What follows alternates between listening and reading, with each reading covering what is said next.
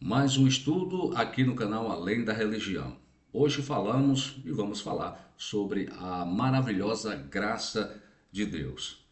Decifrar a graça de Deus como um todo é um grande desafio, desde seu conceito até o seu alcance, sua força e seus aparentes dilemas. Por outro lado, é maravilhoso perceber como Deus nos ama inefavelmente. Isso é graça, um favor imerecido da parte de Deus, que permite ao homem existir, o homem comum. E por outro lado, abre-nos o caminho para nos relacionarmos com Ele. Em especial, a graça é um presente que justifica o injustificável, que salva o odioso, que perdoa o imperdoável e dá vida ao moribundo. Jesus é a graça de Deus. Porque a graça de Deus se há manifestado, trazendo salvação a todos os homens. Está escrito lá em Tito 2,11.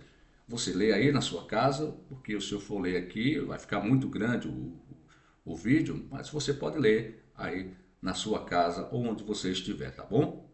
O conceito e os contornos sobre a graça de Deus são realmente muito importantes, pois ela é a base da nossa salvação. Pela graça sois salvos. Efésios 2, capítulo 2, versículo 8. A graça é uma peculiaridade do cristianismo. Não existe em nenhum outro credo religioso. Somente com o sacrifício do Redentor é possível justificar o homem, sem antes matá-lo. A graça de Deus nos salva da morte, nos livra do pecado e nos confere a condição de servos de Deus, assumindo a nossa fraqueza. Você já foi salvo pelo Verbo vivo, o Jeová Cordeiro de Deus? Com certeza, sim, eu e você. Graça é concessão de bondade a alguém que não tinha direito, favor merecido. Nós não tínhamos direito à vida eterna, mas Deus deu o seu Filho Jesus, nos concedeu no grego, que se chama charis, a palavra traduzida por graça, envolve muitos sentidos. Boa vontade. Lá em Atos 11, capítulo 11, versículo 2, lá em Romanos, capítulo 3, versículo 24 e Gálatas, capítulo 1, versículo 15, deixa eu só avisar aqui a vocês que eu estou gravando aqui no lugar aberto, aqui em casa, mas é aberto, né? E sempre passa um carro, passarinho fala, alguma coisa assim, a gente vai levando o nosso estudo, mas sem problema, vamos lá.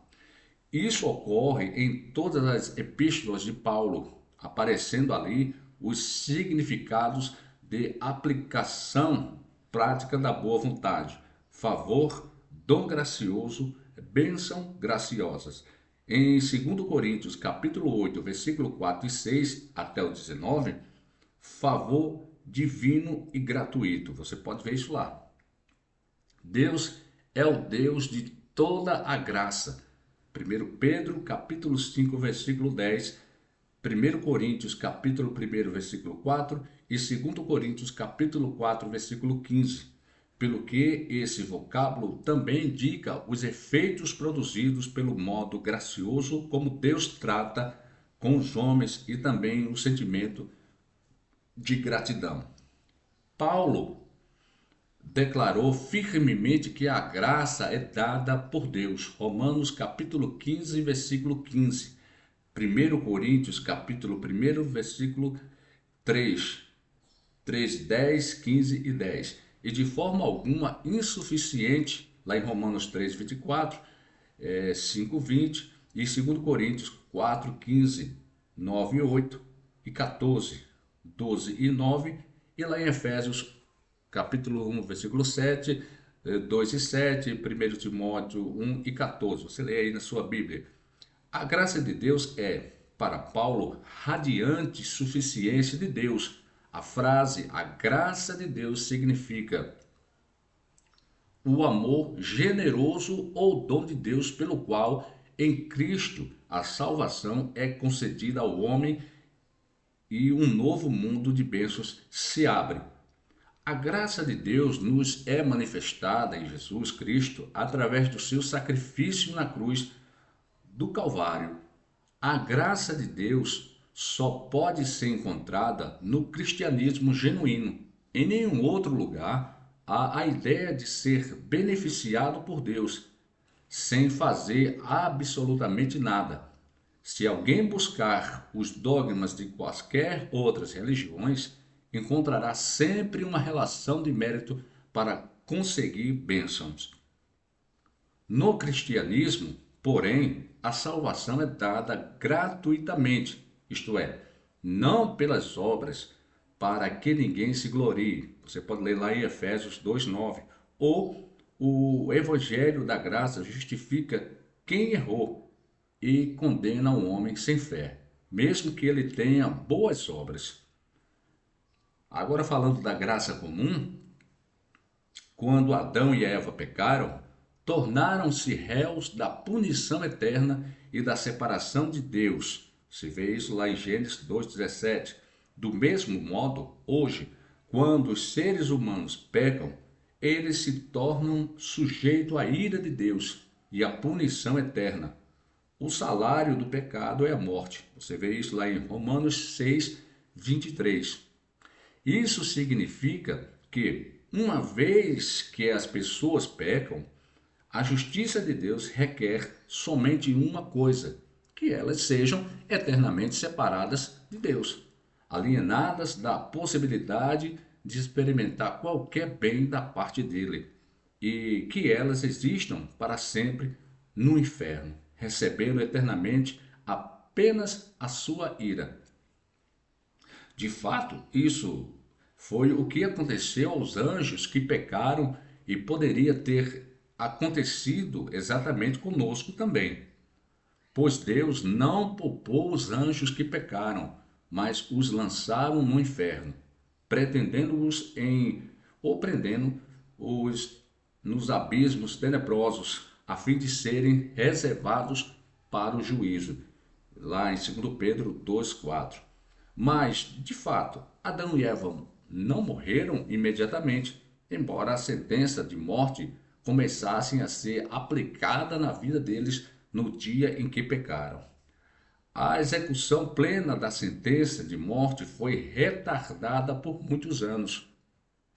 Além disso, milhões de seus descendentes, até o dia de hoje, não morreram, nem vão para o inferno tão logo pecam, mas continuam a viver por muitos anos, desfrutando bênçãos incontestáveis nessa vida. Como pode ser isso? Como Deus pode continuar a conferir bênçãos a pecadores que merecem somente a morte? Não somente aos que finalmente serão salvos, mas também a milhões que nunca serão salvos, cujos pecados nunca serão perdoados. As respostas a essas perguntas é que Deus concede-lhes graça comum. Podemos definir graça comum da seguinte maneira: graça comum é a graça de Deus pela qual ele dá às pessoas bênçãos inumeráveis que não são parte da salvação. A palavra comum aqui significa algo que é dado a todos os homens e não é restrito aos crentes ou aos eleitos somente. Não confunda nunca os tipos de graça, pois um erro pode acabar prejudicando outras pessoas, principalmente se você for um ministro ou um professor da Bíblia Sagrada. Razões para a graça comum. Quais são essas razões? São essas: porque Deus concede graça comum às pessoas imerecedoras que nunca viram a salvação. Podemos sugerir ao menos 4 razões que vamos dizer aqui para vocês. Quais são essas 4 razões? Primeiro, para redimir os que serão salvos.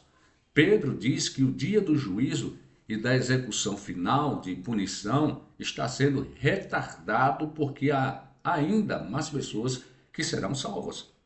O Senhor não demora em cumprir a sua promessa, como julgam alguns. Ao contrário, ele é paciente com vocês, não querendo que ninguém pareça ou que ninguém pereça, mas que todos cheguem ao arrependimento. Está escrito lá em 2 Pedro 3, 9 e 10. De fato, essa razão foi verdadeira desde o princípio da história humana, pois se Deus quisesse salvar qualquer pessoa entre todos que compõem a humanidade pecaminosa, ele não poderia destruir todos os pecadores imediatamente. Nesse caso, não sobraria ninguém da raça humana. Ao contrário, ele resolveu permitir que seres humanos pecaminosos vivessem algum tempo de modo a ter uma oportunidade de arrependimento. No segundo ponto, para demonstrar a bondade e a misericórdia de Deus, a bondade e a misericórdia de Deus não são vistas somente na salvação dos crentes, mas também nas bênçãos que Deus dá aos pecadores que não as merecem.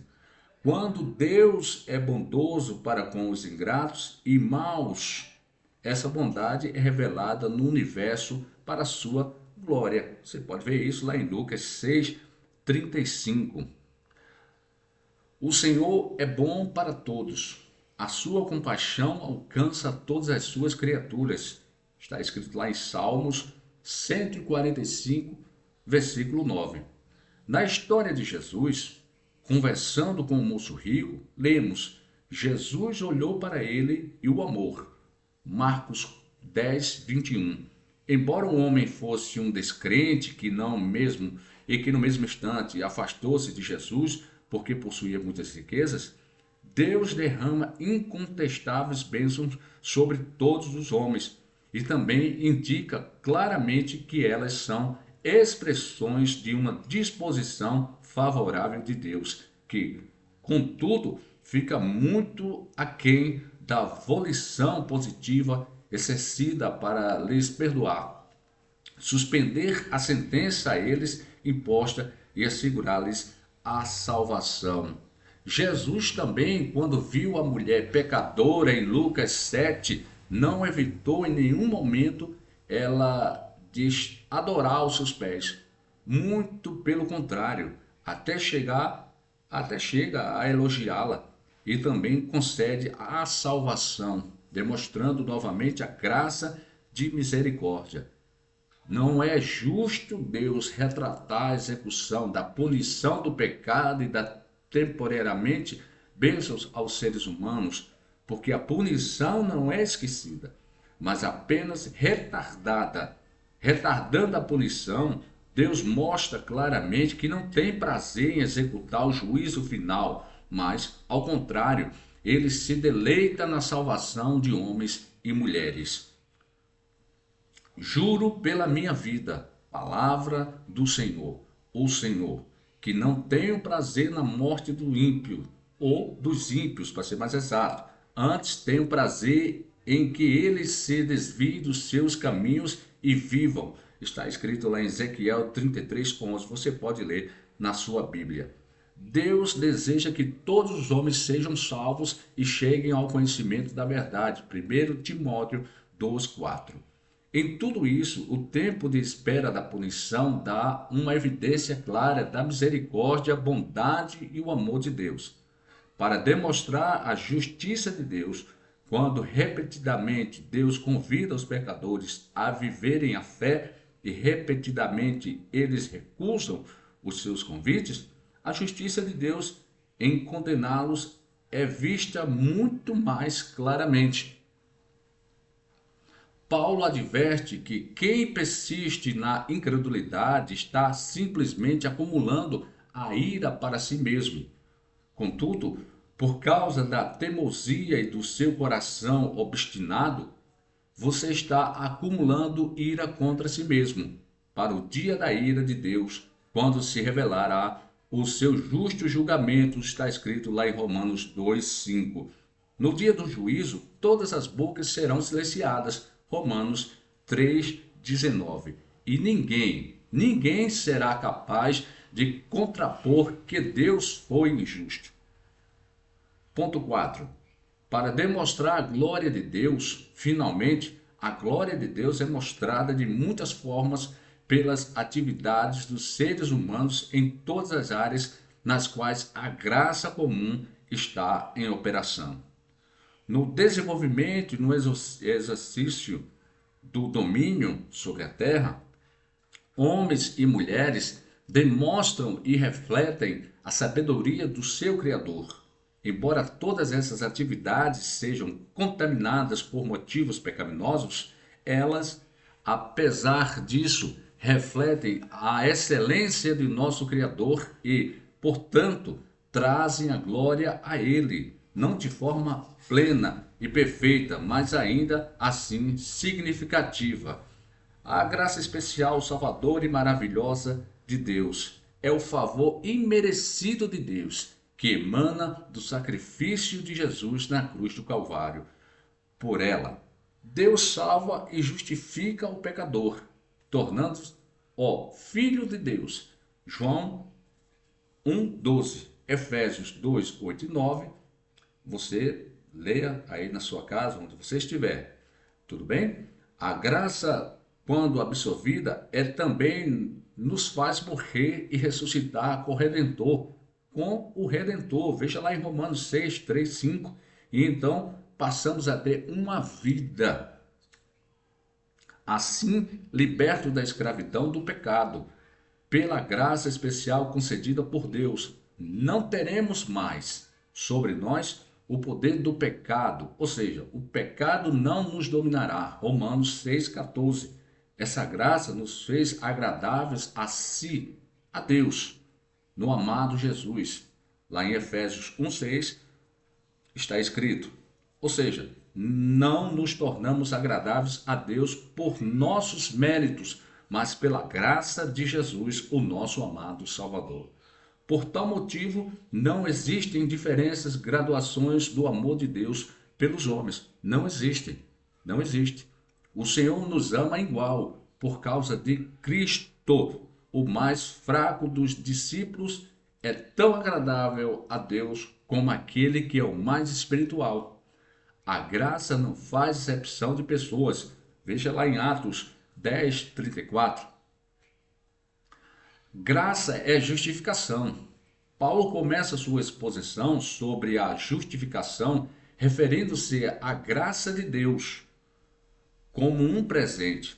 Lá em Romanos 3, 24 está escrito: ser declarado justo diante de Deus em virtude da nossa aceitação em Cristo é algo que depende completamente da compaixão espontânea de Deus.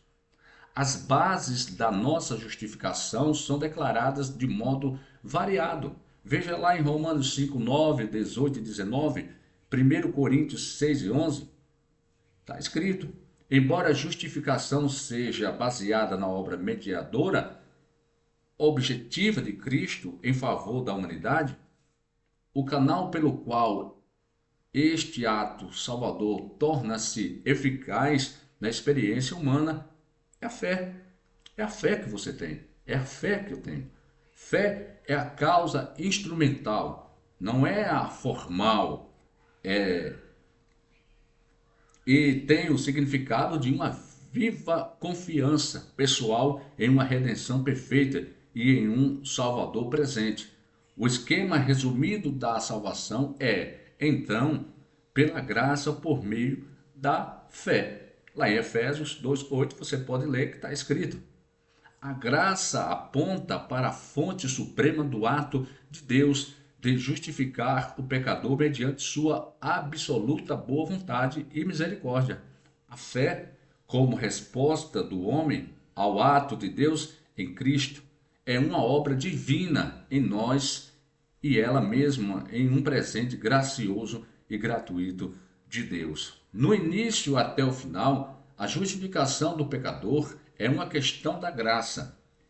E se pela graça, já não é pelas obras. Do contrário, a graça não é graça. Romanos 11:6. Paulo vê a mudança da graça e do dom da justiça com maiores e mais poderosos que a corrupção original da natureza, mesmo quando as manchas adicionadas, os atos pecaminosos atuais são levadas em conta. Pois onde o pecado abundou, superabundou a graça. E a graça reina através da justiça para a vida eterna por meio de Cristo, nosso Senhor. Está escrito lá em Tito 3,5. Isso não permite qualquer ideia de graça barata. Paulo não admitiria a perversão da livre generosidade gratuita de Deus em uma direção antinomiana. Lá em Romanos 6,1 e Judas 4 está escrito. Ele insiste antes que a graça de Deus, que apareceu para a salvação de todos os homens, os instruir a renunciar às paixões pecaminosas e a esperar a bendita espera e a manifestação da glória do nosso grande Deus e nosso Salvador, Cristo Jesus. Tito 2:11 até o 14. Em vez de pecar para que a graça abunde, o crente é chamado a crescer na graça. A experiência de Paulo tinha lhe ensinado que Deus dá e perdoa. Ele estava certo de que tudo é da graça. Aqui está a sabedoria da graça. Essa era a lógica do seu próprio sentido de ser dominado pela misericórdia de Deus. O evangelho que ele recebeu e pregava, ou ensinava que a fé não era algo restringido a seu próprio povo segundo a carne. E fé era, ele sabia a resposta do homem mediante a ação da graça, a iniciativa de Deus. Se é a fé, não estava limitada a Israel, nem a graça o poderia estar. Dessa forma, ele estava seguro de que a graça é para todos. Aqui está a amplitude da graça. Em nenhum lugar, Paulo afirma que a graça é dada a todos os homens. Em Romanos 3, 22 ao 24 e 5, 17, Salmos e Tito 2, 11. A palavra todos certamente é encontrada sim. Em cada caso, ela é claramente limitada pela referência ao contexto imediato. Na primeira passagem, lá em Romanos 3, 23, todos significa todos os homens em um parentese acerca dos pecadores.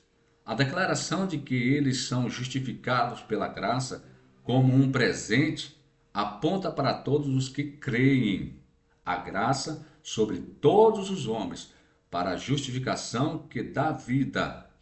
Deve ser lido em conexão com a segurança que os que recebem a abundância da graça e do dom da justiça reinarão em vida por um só, a saber, Jesus Cristo. A graça de Deus se manifestou para a salvação de todos os homens. Isso também poderia facilmente levar a uma conclusão universalista, ser isolada da tendência total do Novo Testamento. A tradução preferível é: porque a graça de Deus se manifestou a todos os homens, trazendo a salvação. Nessas três passagens, então, o máximo que poderia ser concluído é que a salvação é oferecida a todos os homens. Em nenhuma delas é declarado que todos os homens são salvos, porque pela graça sois salvos, por meio da fé. E isso não vem de vós, é dom de Deus. Efésios 2:8. E disse-me: a minha graça te basta, porque meu poder se aperfeiçoa na fraqueza, de boa vontade, pois me gloriarei nas minhas fraquezas, para que em mim habite o poder de Cristo. 2 Coríntios 12:9.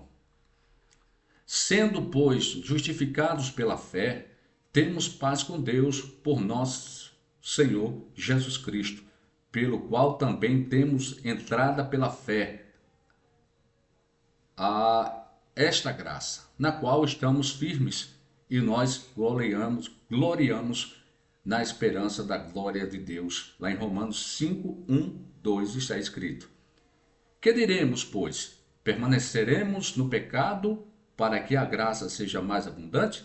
De modo nenhum. Nós que estamos mortos para o pecado, como viveremos ainda neles? Ou nele? Romanos 6, 1, 2. Porque o pecado não terá domínio sobre vós, pois não estáis debaixo da lei, mas debaixo da graça. Romanos 6, 14. Pois que pecaremos porque não estamos debaixo da lei, mas debaixo da graça? De modo nenhum. Leia lá em Romanos 6,15. Veio, porém, a lei para que a ofensa abundasse, ou abundasse, né? Mas onde o pecado abundou, superabundou a graça, para que, assim como o pecado reinou na morte, também a graça reinasse pela justiça para a vida eterna, por Jesus Cristo, nosso Senhor. Romanos 5, 20 ao 21. E o Verbo se fez carne e habitou entre nós, e vimos a sua glória, como a glória do unigênito do Pai, cheio de graça e de verdade. João 1,14. E todos recebemos da sua plenitude com graça sobre graça. João 1,16. Porque a lei foi dada por Moisés, a graça e a verdade vieram por Jesus Cristo. João 1,17. Vocês leiam aí na sua casa, porque, como eu já falei, não vai dar para ler todos os versículos e capítulos, fica muito grande o nosso vídeo, tá bom? Mas continuando a nossa leitura, sendo justificados gratuitamente pela sua graça, pela redenção que há em Cristo Jesus, lá em Romanos 3,24 fala sobre isso. Tu, pois, meu filho, fortifica-te na graça que há em Cristo Jesus, 2 Timóteo 2,1. Mas cremos que seremos salvos pela graça do Senhor Jesus Cristo, como eles também, lá em Atos dos Apóstolos 15, 11. Como vimos, a humanidade, pela sua rebeldia, deveria, com base no rigor da lei de Deus, ser punida com extermínio, isto é, deixar de existir. Deus, porém, nos perdoou graciosamente por nosso pecado, inesculpável. Mesmo assim, muito ainda preferem o caminho mais difícil. Essa noção deve permear todo o nosso relacionamento com o Criador. Jesus disse a Paulo que a graça era tudo o que ele precisava, 2 Coríntios 2, 12, 9. Que presente extraordinário, em gratidão a Deus por tão grande amor. Devemos usar o dom da vida para servi-lo. Esse estudo falou com você? Falou com você? Então, quantos nós abaixo aqui? Deixe nos comentários se ele falou com você, né? Fala aí nos comentários, tá bom? Um abraço para todos, mais um estudo completo aqui no nosso canal Além da Religião.